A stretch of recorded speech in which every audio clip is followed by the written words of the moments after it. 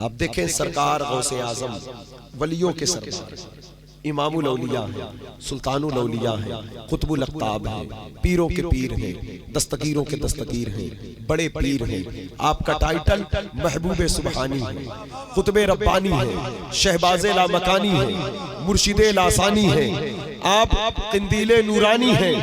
आपका नाम अबू मोहम्मद अबू सालेह शेख अब्दुल कादिर जीलानी है। आप शेख अब्दुल कादिर जीलानी है। जिस रात पैदा हुए ये जीलान में पैदा हुए, इसलिए आपको जीलानी कहा जाता है। जी हम लोग इलाहाबाद के हैं तो हमें इलाहाबादी कहा जाता है, जौनपुर के हो तो जौनपुरी कहा जाता है। गौस पाक जीलान में पैदा हुए, आपका आबाई वतन है तो आपको जीलानी कहा जाता है। जीलानी जीलान में पैदा हुए, उसी रात 1100 बच्चे पैदा हुए। कितने बच्चे पैदा हुए बोले? सब बेटे पैदा हुए। इतनी बड़ी शख्सियत कि पैदा होते ही उनकी मर्जी अल्लाह की मर्जी बनी। 1100 बच्चे और पैदा हुए गौसे पाक की चाहत पर, उनकी फिक्र, उनकी तवज्जो पर 1100 बच्चे भी वली बना दिए। उनकी सोच जिंदाबाद जिंदाबाद, नारे तकबीर, नारे रिसालत, फैज़ाने हुजूर गौसे आज़म। औलिया होते ना मादरजाद वली पैदा होते हैं। गौसे पाक सरकार मादरजाद वली तो हैं, मादरजाद वली गर है, वली बनाने वाले। पैदा होते ही 1100 लोगों को वली बना दिया। अब बताएं जो पैदाइशी इतना बड़ा हो तो फिर वो आगे चल के कितना बड़ा होगा। जो पैदाइशी इतना बड़ा हो, एक बात और दिमाग में रखें, वली बनने के लिए आलिम बनना जरूरी है भाई। विलायत रोशनी का नाम है, जहालत अंधेरे का नाम है। तो अंधेरे और रोशनी का मिलाप नहीं हो सकता। जहां रोशनी है वहां अंधेरा दूर हो जाएगा। तो जहां विलायत है वहां जहालत नहीं होगी, वहां इल्म होगा। क्योंकि इल्म पहले है तब विलायत है। गौसे आजम सरकार जब वली पैदा हुए तो अब आप बताएं, तो फिर आलिम भी पैदा हुए, मुहद्दिस भी पैदा हुए, फकीह भी पैदा हुए, मुफ्ती भी पैदा हुए। उसके बाद भी 18 साल तक अपनी वालिदा के पास रहे। आपका मकाम, आपका रुतबा इतना बड़ा है कि आपके एक मुरीद थे अल्लामा इब्ने क़दामा अल मक़दिसी अल हम्बली नाम था।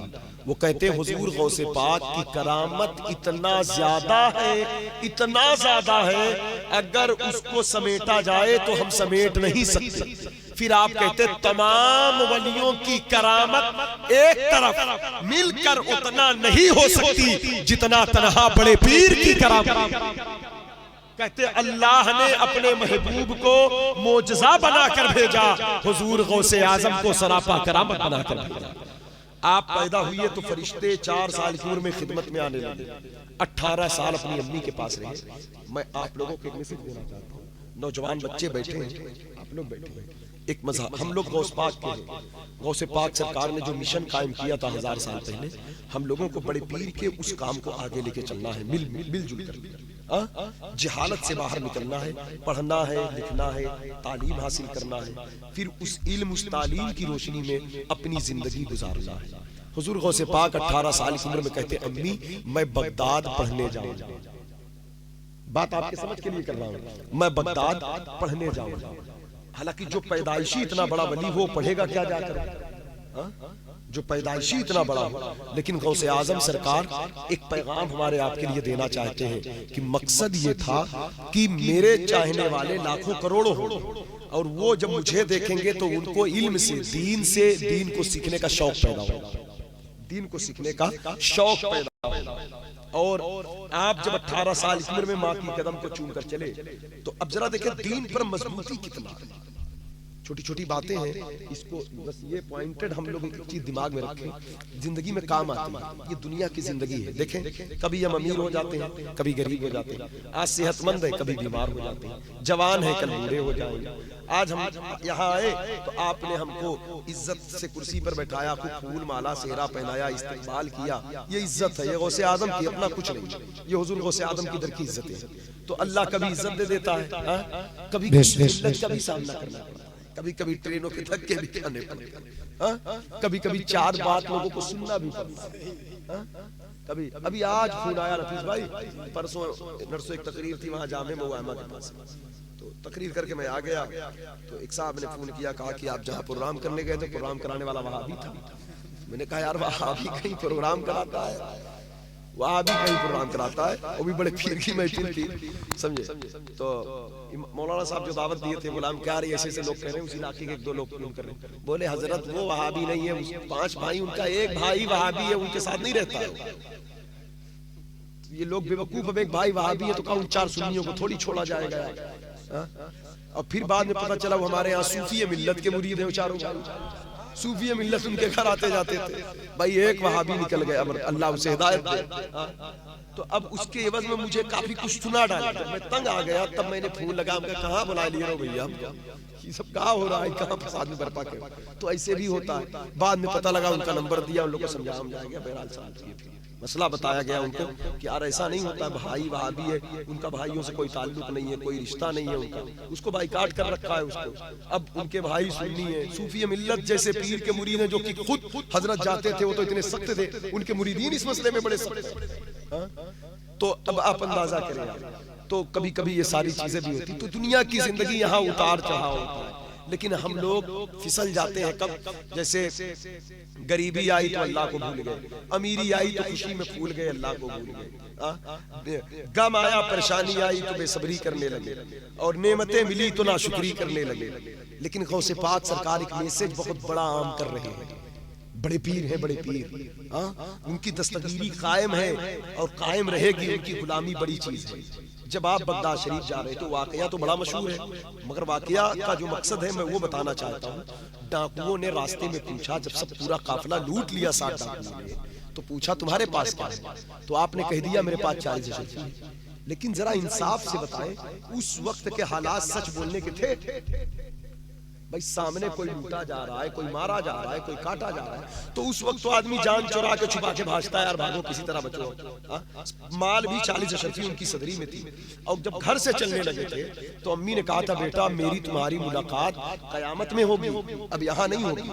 हम लोग जब पढ़ने जाते हैं मदरसे में या कॉलेज में, तो हमारे घर वाले पैसे भेजते रहते हैं। जो 40 अशरफी है, अगर वो खत्म हो गई तो घर से पैसा भी नहीं आएगा दोबारा।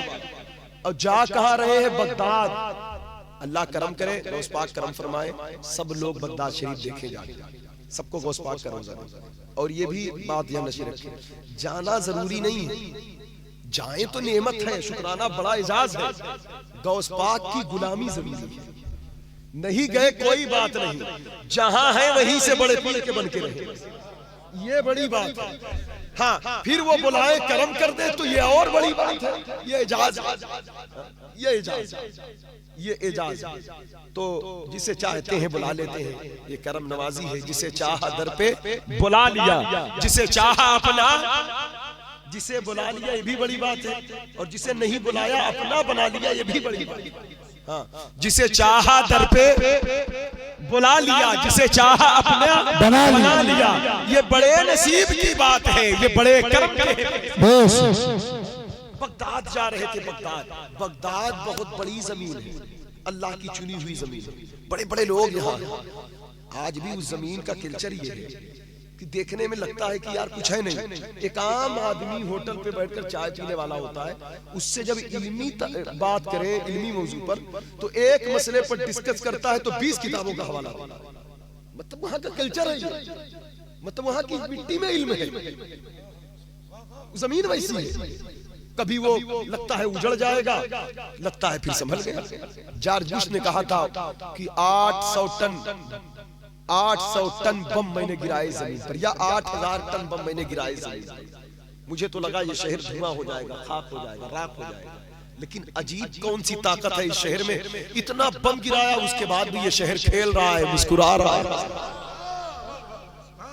हजरात गिरामी, ये शान है वो शहर है वैसा, उस शहर की शान यही। वहां इमाम आजम रहते हैं, उस शहर में मारूफ करखी इतने बड़े बुजुर्ग गुजरे जिनके चेहरे को देख के काफिर कलमा पढ़ते थे, वो आराम था।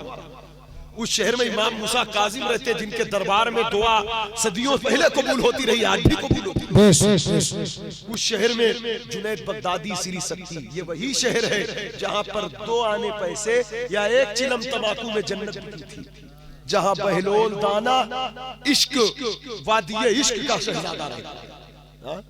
यहाँ मंसूर हल्लाज है, यहाँ बिशर हाफी है, बड़े बड़े औलिया काबरीन, इब्राहिम खवास, दाऊद ताई, अबू बकर शिगरी, बुलफरा तुसी, अबुल हसन नूरी जैसे लोग यहाँ आराम कर रहे हैं, बहलोल दाना, जुन्नून मिस्री, इमाम गजाली जैसे लोग। तो आप अंदाजा करें। अब ये सब जितने नाम मैंने गिनाए हैं, मुख्तसर नाम मैंने लिए अभी क्योंकि वक्त बचा रहा हूं मैं। अब इतने बड़े बड़े लोग गौस पाक के पहले गुजर चुके। वहां मदरसा निजामिया है बहुत बड़ा, जिस मदरसे के तलबा बड़ी शान रखते हैं। इमाम गजाली जहां पढ़े पढ़ाए, जहां हाफिज कारी आलिम मौलाना ना हो, बताना मकसद ये है, जहां हाफिज कारी आलिम उलमा ना हो, उस गांव में कोई मौली साहब मौलाना साहब पहुंचते तो उनकी बड़ी आओ भगत, बड़ी इज्जत, बड़ी कदर होती है ना। और जहां हर घर में दो चार पड़े हो तो फिर वहां कौन आता है कौन जाता है, फिर उतनी जल्दी लोग उतनी तवज्जो नहीं डालते। तो सरकार गौसे पाक बगदाद जा रहे थे तो कुछ माल कुछ पैसा लेकर जाना जरूरी था, कोई जान पहचान नहीं है और इतने बड़े बड़े लोग वहां पहले से खुद हैं, तो कौन वहां खाना खिलाए पिलाएगा, कहाँ कयाम करेंगे, कहाँ रुकेंगे, ये सारी फिक्र होती है। लेकिन इन सारी चीजों के बावजूद बड़े पीर ने कहा मेरे पास 40 शर्फी है। डाकुओं ने सोचा मजाक कर रहे हैं, फिर देखा तो 40 शर्फी है। तो हमने बड़े पीर से कहा सरकार ऐसे नाजुक माहौल पे तो लोग हालात से समझौता कर लेते हैं, वक्त से समझौता कर लेते हैं। जिस जो कंडीशन होती है उसमें वो तब्दील हो जाते हैं। गौसे पाक फरमाते हैं कि वो और लोग हैं जो हालात से समझौता कर ले, किसी समाज में गए, किसी मुआशरे में गए तो उन्हीं के रंग में रंग गए, उन्हीं के कल्चर को अपना लिए। बीमारियों में, तकलीफों में दीन कमजोर हो गया। आज मौजूदा दौर में देख रहे हैं लोग मुर्तद हो रहे हैं, बच्चियां दीन से मुनहरिफ हो जा रही, हालात बेपर्दगी आम होती जा रही। लोगों के उरियानियत वाले लिबास हमारे घरों में दाखिल हो गए, हमारे खाने पीने के हालात और हमारे तौर तरीके गैरों जैसे होते जा रहे हैं। हमने गैरों से समझौता कर लिया, कंप्रोमाइज कर लिया। लेकिन बड़े पीर कहते लोगों अगर तुम कादरी हो तो मुझे देखना, मैं उस वक्त जिस हालत में था उस वक्त कोई कंडीशन ऐसी नहीं थी। मुझे चाहिए था मैं झूठ बोलता, अपना माल बचाता, क्योंकि मैं घर से आ रहा था, दोबारा घर से मदद नहीं आनी थी। मैं बगदाद जा रहा था, बगदाद में कोई नहीं था, 40 अशरफी थी, रास्ते में खाने पीने भी नहीं थे मेरे पास। मुझे मेरे पास ये चीजें ये कम लाहिक था। लेकिन कहते उस वक्त भी मैंने हालात से समझौता नहीं किया, उस वक्त भी मैंने रसूलुल्लाह के दीन से समझौता किया, हक सच से समझौता किया। उस वक्त मैंने इस्लाम से समझौता किया, मैंने दामने मुस्तफा न छोड़ा, हुजूर की तालीम न छोड़ा और अपनी अम्मी की नसीहत और वसीयत। वाह वाह, जिंदाबाद जिंदाबाद। हमने कहा हुजूर जरा देखें, अजीम नुक्ता है, इसे ज़हन नशीर रखिए। हमने कहा हुजूर उस वक्त खौफ नहीं लगा, डर नहीं लगा, एहसास नहीं हुआ। अब देखे हालात से, अब जैसे शादी पड़ती है तो कहते ना घर वाले नहीं मान रहे, नाच गाना कर लो, ढोल ताशा कर लो, गाने बजा। अरे यार काहे नहीं मान रहे, उनको समझाओ, लोगों को देखकर रंगरलियों में ना बहे, बल्कि आइए बड़े पीर के तालीमात की तरफ, गरीब नवाज के लाए हुए सच्चे दीन की तरफ आइए। आज हमने कहा हुजूर भूख, मौत, डर, ये सारी चीजें थी, आपको इन सारी चीजों को बचा लेना था। तो आपने फरमाया क्या तुम्हें मालूम नहीं, कुरान शरीफ की एक आयत है, अगर तुम दीन पर मजबूती से जमोगे तो अल्लाह तुम्हें आजमाएगा। कैसे आजमाएगा? वला नबलुवन्नकुम बिशैइन मिनल खौफि वल जू व नक्सिन मिनल अमवाल वल अनफुसि वस समरात। भूख से, माल की कमी से, भूख भी है, माल की कमी है, डर, खौफ, जान, माल, हर चीज की। फिर कहा फल फ्रूट की भी कमी से, मगर कहा वबश्शिर साबिरीन, खुशखबरी सब्र करने वालों के लिए। जब दीन पर जमोगे तो हो सकता है आजमाइश में तकलीफें आ जाए, भूख भी आ सकती है, प्यास भी आ सकती है। दीन पर जमोगे तो बीमारी भी आ सकती है। एक बात ज़हन नशीर रखना, बगदाद शरीफ में बुजुर्ग हैं जिनका नाम हजरत इब्राहिम खवास रहमतुल्लाह, बहुत बड़े वली। इनका काम ये था कि ये खजूर के पत्ते की डलिया बनाते। डलिया समझते ना, डलिया। बगदाद शहर में एक दरिया है जिसे दरियाए दजला कहते हैं, और उस दजला में ले जाकर सुबह सुबह उस डलिया को डाल देते थे, बनाते थे, रात में मेहनत करते, सुबह डाल देते थे। तो अब लोगों को हैरानी हुई, यार ये पागल आदमी है, ये क्या करता है? तो आपने कहा कि मुझे तुम पागल कहो चाहे जो कहो, मैं जब दरिया में डलिया डाल देता हूं तो मेरे दिल को सुकून मिल जाता है। कहा लोग बेच दिया करो, कुछ पैसे मिल जाएंगे, किसी को दे दिया करो, फालतू आप दरिया में डाल देते हो। कहा बेच के भी देखा, लोगों को दे के भी देखा, दरिया में डालता हूं तभी सुकून मिलता है। कुछ तो राज है जिसकी पर्दादारी है, कुछ तो राज है जिसकी पर्दादारी है। बरसों ये काम चलता रहा, ये बहुत अजीम बुजुर्ग हैं, गौस पाक के पहले के बुजुर्ग हैं, बहुत बड़ी शान के मालिक। जब एक दिन ख्याल आया कि दरिया के किनारे चलकर देखता हूँ मेरी डलिया जाती कहाँ है। चलते चलते चलते चलते आप उस मकाम को पहुंचे कि जंगल बयाबान की तरफ दूर निकल गए, कोसों मीलों दूर। तो देखा एक ज़ईफा औरत खड़ी होकर रो रही है। आपने उससे रोने की वजह पूछी, कहा ज़ईफा माँ क्यों रो रही हो? तो उसने कहा इसलिए रो रही हूँ कि बेटा इस दरिया से रोजाना डलिया आती थी, मैं गरीब बेवा औरत हूँ, मेरे 5 बच्चे हैं, उसी दरिया को से डलिया लेकर बेच देती थी तो मेरे बच्चों को दिन भर का खाना दिया। रोज सुबह आती थी, अल्लाह भेजता था, भेजता तो अल्लाह ही था। वो तो देख रही थी, वो कह रही थी गैब से आती थी, लेकिन कहती है बेटा आज वो डलिया नहीं आई, क्योंकि आज आपने डाला नहीं था, आज तो आप दरिया की तलाश में निकल चुके थे। कहा आज वो डलिया नहीं आई, आज लगता है मेरा रब मुझसे नाराज हो गया, आज मुझे रिस्क नहीं मिलेगा। तो आपने एक जुमला फरमाया, कहा ज़ईफा माँ नहीं, अल्लाह की नाराजगी का मतलब ये थोड़ी होता है अल्लाह नाराज हो या राजी हो, वो रिस्क कहाँ रोकता है। अल्लाह की नाराजगी और रजामंदी का मतलब जो लोगों ने समझ रखा है वो ये नहीं है। अमीरी इसका मतलब ये नहीं कि अल्लाह उनसे राजी, गरीबी इसका मतलब ये नहीं कि अल्लाह उनसे नाराज, सेहत इसका मतलब ये नहीं कि अल्लाह राजी है, और बीमारी इसका मतलब ये नहीं कि अल्लाह नाराज है। ये हमारी आपकी समझ है, बल्कि अल्लाह जब नाराज होता है तो वो रिस्क दौलत नहीं छीनता, अल्लाह जब नाराज होता है तो अपना जिक्र छीन लेता है, अपनी इताअत, अपने हबीब की मोहब्बत छीन लेता है, कुरान की तिलावत छीन लेता है, सजदे की तौफीक। वरना ये अमीरी गरीबी ये सब दुनिया के मामलात हैं। अगर इंसान अमीर हो या गरीब, सेहतमंद हो, ताकतवर हो या बीमार हो, इज्जत का लिबास पहना हो या लोग उसे जलील कर रहे हो, अगर उसके दिल में अल्लाह का खौफ, मदीने वाले की मोहब्बत है, तो दुनिया में किसी भी कंडीशन में हो अल्लाह उसे राजी है। इसका ये मतलब है। तो कभी ये ना सोचना कि हम बहुत अमीर हो गए तो अल्लाह हमसे राजी है, अब चाहे जो करते रहो, और कभी एहसास कमतरी के शिकार ना होना कि हम गरीब हैं तो अल्लाह हमसे नाराज है, ना, ये सब कभी ना सोचना। आज हजरत इब्राहिम खवास कहते ज़ईफा माँ परेशान ना हो, रब की नाराजगी का मफहूम ये नहीं है, वो जो इसे याद करते हैं, उसको सजदा करते हैं, उसका जिक्र करते हैं, उसके दीन पर कायम है, तो इसकी रजामंदी की दलील है। रही बात रिस्क की, तो वो रिस्क कभी नहीं रोकता। कहा बेटा आज तो मेरा रिस्क रुक गया। कहा ज़ईफा माँ कहाँ रुक गया? अरे डलिया नहीं आई है, लेकिन रिस्क आया है। डलिया नहीं आई तो क्या हुआ? आज अल्लाह ने मुझे भेजा है, आज मैं खाने का, अल्लाह ने रिस्क भेजा, आज मैं खाने का इंतजाम करूंगा। तो उन्होंने बताया नहीं कि डलिया में ही डालता था, बताया उन्होंने ये बताया नहीं डलिया में ही डालता था। बहरहाल आप जो है खाने का इंतजाम किए बच्चों का, फिर आए सजदे में गए, बहुत रोए, अल्लाह का शुक्र अदा किया और फिर कहा अल्लाह मुझे माफ करना, मुझे नहीं मालूम था, मेरी कफालत में 5 बच्चे और हैं, अगर मुझे मालूम होता तो मैं 5 गुना डलिया ज्यादा बनाकर दरिया में डाला करता।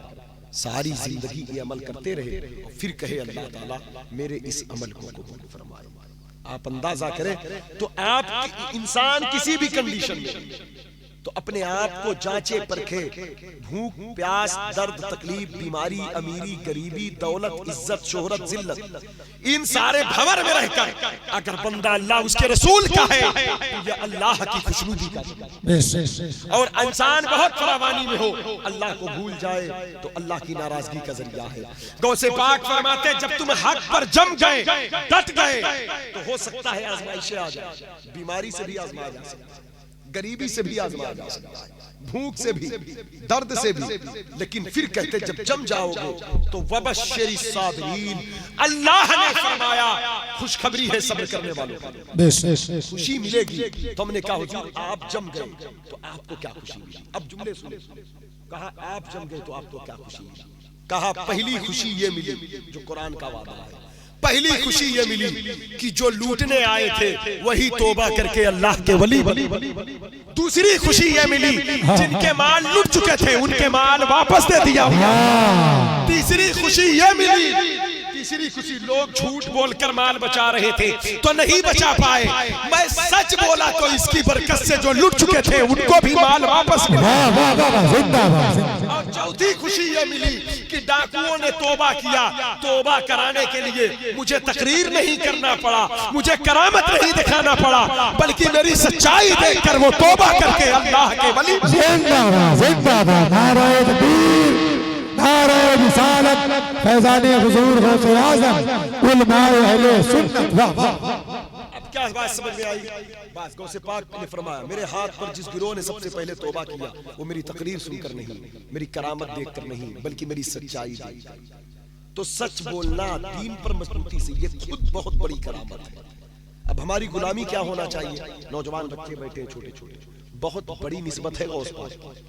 मरने के बाद सरकार गौसे आजम की ये निस्बत, ये जिक्र, ये महफिलें, ये मोहब्बत, ये सारी चीजें काम आएंगी। आला हजरत क्या कहते हैं? तुझसे दर दर से सक सक से है मुझको निस्बत, मेरी गर्दन में भी है दूर का डोरा तेरा, इस निशानी के जो सग है नहीं मारे जाते। इस निशानी के, इस मोहब्बत के जो सग है, जो इस मोहब्बत की गुलामी का पट्टा गर्दन में डाले हैं, वो नहीं मारे जाते, कब्र के अंदर हो या आखिरत में हो, हश्र तक मेरे गले में रहे पट्टा तेरा। हजरात इकरामी वकार, तो ये निस्बत बड़ी निस्बत है। तो अब हमें इस गुलामी को मजबूत करना है। कैसे मजबूत करना है? सच बोलना, माँ बाप से कभी झूठ न बोलना, अम्मी से, अब्बू से, भाई से, रिश्तेदारों से, शौहर बीवी से, बीवी शौहर से कभी झूठ न बोलना। हमने झूठ को गुनाह नहीं समझा, लेकिन मेरे भाई ये बहुत बड़ा गुनाह है। झूठ बोलने पर कुरान की आयत आई, लानतुल्लाहि अलल काज़िबीन, झूठों पर अल्लाह की लानत हो। आप बताएं, जब झूठ से लानत ही बरसती है अल्लाह की, तो कभी खुशी मिल सकती है? झूठ से कभी इज्जत मिल सकती है? झूठ से कभी मर्तबा? क्योंकि जहां रब की लानत बरसे तो वहां कोई सुकून नहीं दे सकता। हाँ, जब झूठ पर लानत बरसती है तो उसके अपोजिट में सच पर अल्लाह की रहमत। सरकार गौसे पाक ने एक चोर को वली बनाया, कुतुब अल-फिर उनको कहते हैं। उनकी मज़ार शरीफ में मैं गया था नफीस भाई, हाँ, जिनको जो खिज़र अलैहिस्सलाम जो आए थे ना, कहा था कि मुझे अब्दाल का इंतकाल हो गया है, अब्दाल चाहिए, अब्दाल चाहिए। तो गौस पाक ने फरमाया मेरे घर में है, हुजरे में उठा ला उसको। वो चोर था, ये वाकया बड़ा मशहूर है ना। जब गए तो हजरत खिज़र गए, हाथ पकड़े, बोले चल चल अब्दाल है, अब्दाल चल अपनी ड्यूटी कर। कहा किसने कहा अब्दाल? मैं चोर हूँ, मैं चोर हूँ, चोर। तो कहा अरे चोर और पहले था, अब अब्दाल हो गया, चल चल। कहा अरे भाई मैं चोर हूँ, कहाँ ले चल रहे हो? कहा चल बड़े पीर ने अब्दाल कहा चल। गौस पाक के यहाँ आया, जब गौसे पाक के यहाँ आया हो, सरकार गौस पाक ने तवज्जो डाला, हकीकत में बन गया अब्दाल, अपनी ड्यूटी पे लग गया, बड़ा आदमी बना, मज़ार शरीफ बनी, लोग जाके दामन पे सारे खड़े होंगे दरवाजे पर। बड़े पीर जिसे चाहे जब चाहे जो चाहे करें। तो पूछा गया हुजूर एक नजर में ऐसा क्यों? कहा वो चोर था। आप देखें, चोर डाकू तो बहुत टहलते थे, सच्चाई कितनी बड़ी ताकत है। इसमें सूफिया जो नुक्ता बयान फरमाते हैं, कहते हैं वो चोर था, चोरी एक गुनाह है, जुर्म है। कहा चोर था वो, लेकिन झूठा नहीं था।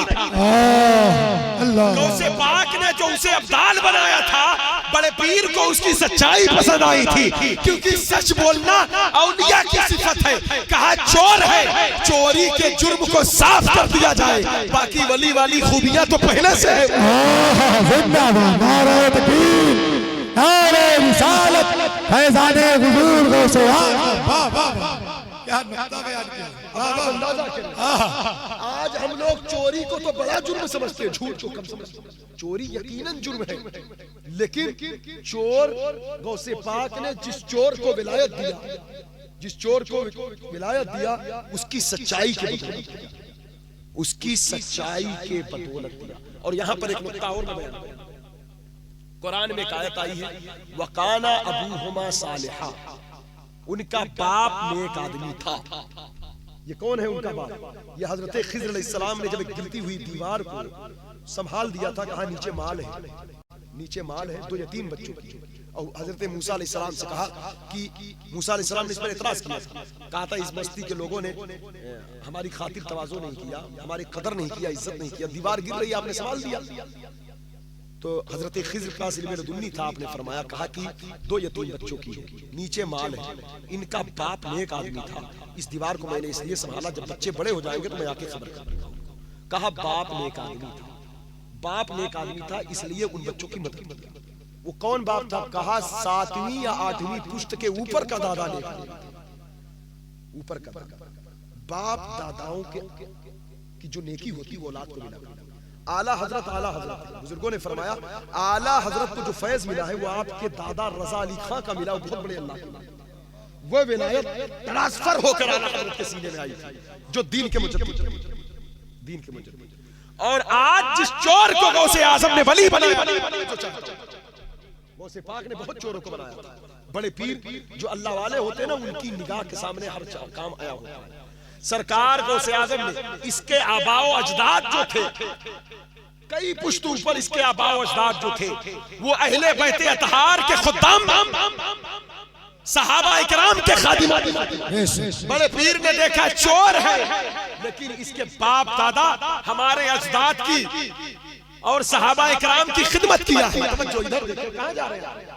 इधर देखे, इधर देखे, काय माहौल खराब कर रहे हैं? बैठे आप, बैठे थोड़ी देर, जाने दीजिए, इधर देखिए। कहा इसके अजदाद जो है ये खिदमत किए हैं, तो कहा कि जब इसके अजदाद खिदमत किए, उसी खिदमत की बरकत थी। ये चोर तो बन गया गलत सोहबत की वजह से, लेकिन सच्चाई सच्चाई रहती है ज़माने। आज सच्चाई देखा, वो खिदमत देखा। कुरान की इस आयत से जब आप गौर करेंगे तो उस चोर को वली बना दिया। तो आज यहाँ एक मैसेज ये आया, अब हम लोग भी चाहते ना हमारे बच्चे नेक बने, हम लोग चाहते ना कि दीनदारी हो बच्चों में हमारे, वो कुरान पढ़े, मरने के बाद अच्छे काम करें, बुराई से बचे। तो इसके लिए हमें चाहिए कि पहले हम खुद नेकी करें, खुद अच्छे काम करें, नमाज की पाबंदी करें, सच बोलें, हलाल खाएं, दीन की तरफ माइल हो, ताकि ये नेकियां ट्रांसफर होकर हमारी नस्लों में चले। हम सच बोले ताकि ये सच्चाई हमारे बच्चों में जाए। हम बुजुर्गों की, आलिम उलमा की, हाफिज कारी आलिम की, इमाम की, अइम्मा की खिदमत करें, ताकि ये रोशनी बनकर हमारी औलादों में चले। जैसे कि गौसे आजम के दरबार का चोर आज विलायत का लिबास पहनकर बड़े पीर के दरबार। तो ये बातें समझ में आ गई, इतनी बात समझ में आ गई। सरकार गौसे आजम बड़े पीर दस्तगीर जब बगदाद शरीफ, जब गौसे पाक बगदाद शरीफ, तो हुजूर गौसे आजम ने पढ़ा, बहुत पढ़ा, लोगों को शौक दिलाने के लिए।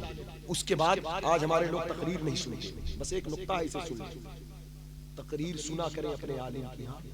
चाहे जो भी आलिम बोले, अगर वो बात अच्छी करता है हदीस की, कुरान की सलीके से, वो चाहे ये मौलाना साहब हो कि वो मौलाना साहब हो, गांव के हो कि शहर के हो कि देहात के, ये मत देखा करो कि यही अपने गांव के मोहल्ले के इमाम साहब है, ऐसा मत देखा करो। ये देखा करो है तो अपने मोहल्ले की, लेकिन बात बगदाद वाले आका की कर रहे हैं। सरकार गौसे आजम को तकरीर करने के लिए सजाया गया। बस आखिरी बात है, इसे सुन ले, लंबी चौड़ी बात नहीं, इतना ही बहुत है। जलसे जुलूस में बहुत होते हैं, अपने आलिमों से सही वक्त पर सही बातें सुना। हुजूर हाफिज मिल्लत जलालतुल इल्म मुहद्दिस मुरादाबादी सुम्मा मुबारकपुरी बानी जामिअतुल अशरफिया ने जो दीन की तबलीग के 3 उसूल बयान फरमाए, तकरीर, तहरीर, तदरीस। तदरीस में भी कुछ मखसूस तबका है, तहरीर में भी कुछ मखसूस तबका है, लेकिन ये जो तकरीर है, तकरीर ये अवामी सतह पर तबलीग का काम है। अवाम इससे फैज़ हासिल करे, नाज शरीफ शौक से सुने, मोहब्बत से सुने, खूब शौक से, लेकिन तकरीरों को नजरअंदाज करके, तकरीरों को, नात सुनने से इश्क पैदा होता है, लेकिन इश्क का तरीक क्या है, इश्क की राह पर चला कैसे जाता है, ये वसूल तकरीर के जरिए। मदीने वाले की प्यार की राह में कदम कैसे उठे, हुजूर की सुन्नतें कैसे। आए जरा देखे, 25 साल के बाद दोस्त पाक जंगल गए। ये जंगल के बड़े सख्त मरहले हैं, कभी आप सुनिएगा इंशाअल्लाह। ये उसी जंगल की बात है कि जब आला हजरत जो कह रहे हैं गौस पाक खाते पीते नहीं थे, तो अल्लाह 70 कसमें देता था और कहता था, अय मेरे महबूब खा लो, आपको मेरी कसम मेरे प्यारे, अय मेरे महबूब सुबहानी, अय कुतुब रब्बानी खान, आप शैतान हमला करते, दुश्मन हमला करते, आप हट जाए राहे हक से। मुजाहिदात इतने सख्त थे उस वक्त, 70 कसमें अल्लाह देता था। आला हजरत कहते हैं, कसमें दे दे के खिलाता है पिलाता है तुझे, प्यारा अल्लाह तेरा चाहने वाला तेरा। जब बगदाद आए 25 साल बाद, उस वक्त आप 51 वर्ष के हो, तब बगदाद शरीफ में आपका मिंबर लगा, और लगा अपनी मर्जी से नहीं।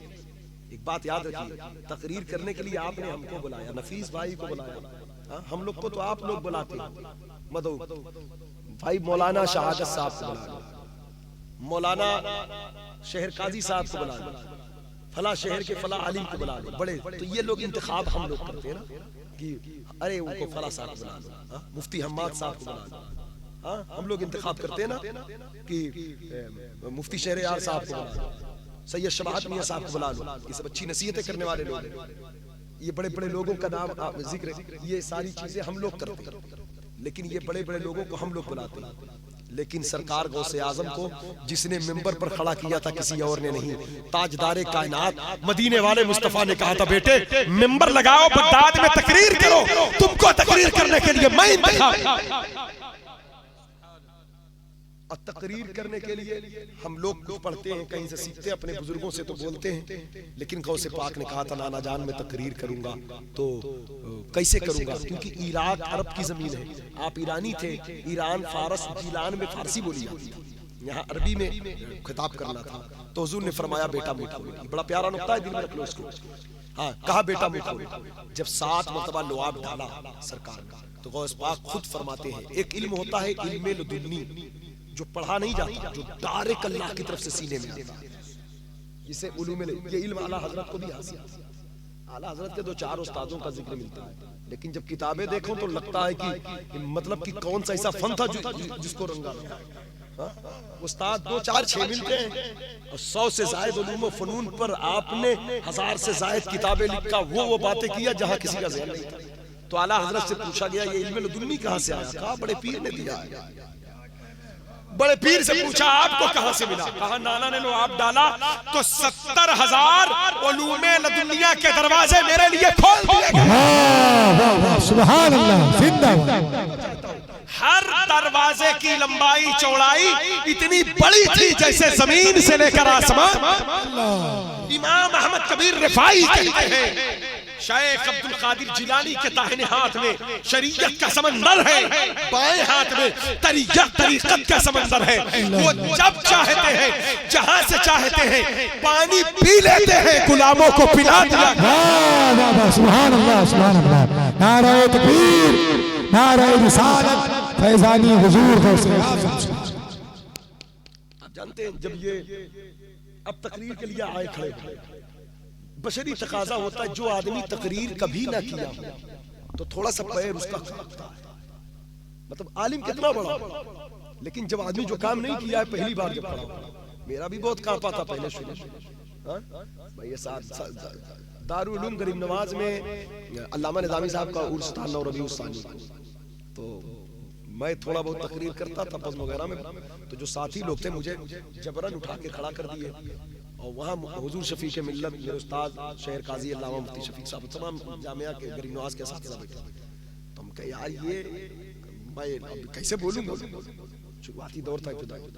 तो जब मैं खड़ा हुआ तो बोल तो रहा था, अल्लाह का शुक्र बड़े पीर, बोलने में कमी नहीं थी, बड़े पीर का करम था, लेकिन पैर ऐसे कांप रहा था जिससे गिर जाऊंगा, और मुफ्ती साहब वगैरह देख के हंस रहे थे, बाद में दुआओं से नवाज। तो मतलब ये होता है जो आदमी कभी काम न किया हो कभी, तो फिर पैर कांपता है।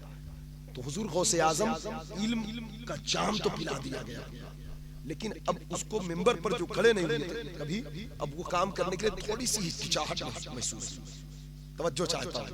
जैसे ही हिचकिचाहट महसूस हुई मौला अली मुश्किल कुशा सुभान अल्लाह, कहा इल्मे मुस्तफा से सीना भर चुका है बेटा तेरा, लेकिन उस इल्म को जाहिर होने के लिए मैं बाबुल इल्म हूँ, तो तुझे हिम्मते अली भी चाहिए, शुजाअते अली।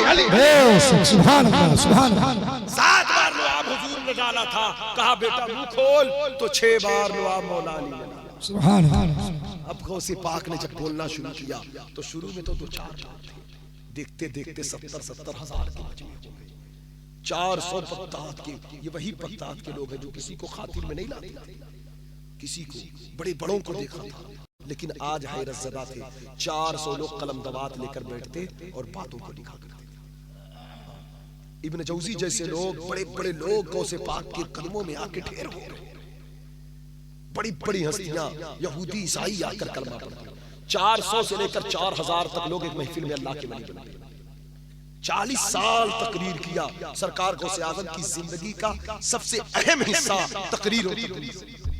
बाकी आपका फैज, आपका करम तो हड्डी पट्टी, आपका फैज, आपका करम हर डिपार्ट पर है जैसे जिसने याद किया, लेकिन आपकी जिंदगी का फोकस जो 33 साल का है, 13 सब्जेक्ट, 1 लाख से ज्यादा आपके शागिर्द, 1 लाख आपके खुलफा, आपके शागिर्दों ने वो काम किया है कि जहां अफगानिस्तान, कजाकिस्तान, तुर्किस्तान, ये जो पूरा इस्लाम है इन मुल्कों में, ये गौसे आजम के मुरीदों की तबलीग है, उनके खादिमों की तबलीग है।